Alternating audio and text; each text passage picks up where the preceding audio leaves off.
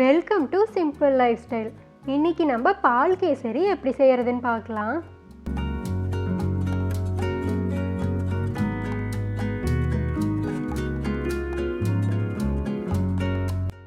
இது செய்யறதுக்கு பேனில் ஒரு ஸ்பூன் நெய் சேர்த்திக்கங்க. 7-8 முந்திரி பருப்பை சேர்த்தி நம்ம வறுத்துக்கலாம்.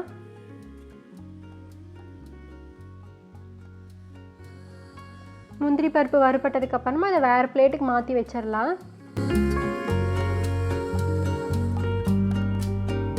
இப்போ இதே பேனில் 1 கப் ரவா சேர்த்திக்கங்க.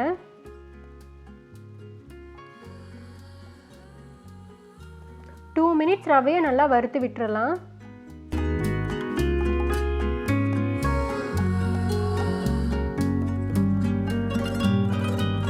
ரவை வறுப்பட்டதுக்கு அப்புறமா 1 cup ரவைக்கு 2.5 cup ball சேர்த்திக்கங்க.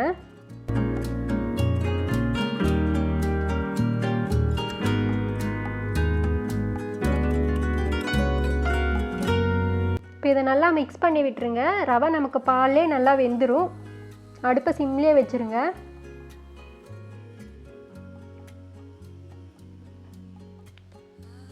Three to 4 மினிட்ஸ்லேயே நமக்கு ரவை நல்லா வெந்துடும்.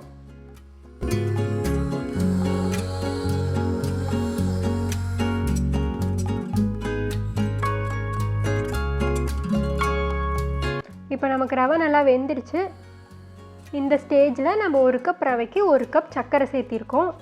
நல்லா ஸ்வீட்டாக சாப்பிட்ணுன்னு நினச்சிங்கன்னா 1.5 to 2 கப் வரைக்கும் சர்க்கரை சேர்த்திக்குங்க. 1 கப் சர்க்கரைங்கிறது கொஞ்சம் ஸ்வீட் கம்மியாக தான் இருக்கும். 4 ஏலக்காய் விதைகளை நுணுக்கி அதை நம்ம உள்ளே சேர்த்திக்கலாம். இதை நல்லா மிக்ஸ் பண்ணி விட்டுருங்க. சர்க்கரை மெதுவாக கரைய ஆரம்பிச்சிடும். இந்த ஸ்டேஜில் தேவைப்பட்டால் குங்குமப்பூ சேர்த்திக்கலாம். அது நல்ல ஒரு கலர் கொடுக்கும். இல்லை அப்படின்னா ஸ்கிப் பண்ணி விட்டுறலாம். இப்போ சர்க்கரை கரைய ஆரம்பிச்சிருச்சு.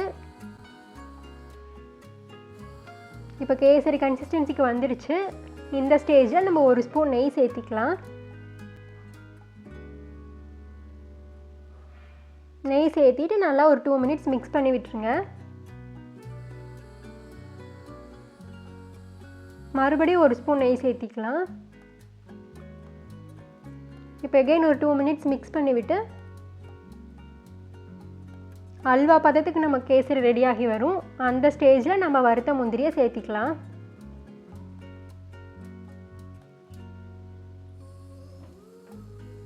அவ்வளோதான். இப்போ நம்ம இதை கிளறி விட்டு ஸ்டவ் ஆஃப் பண்ணிடலாம்.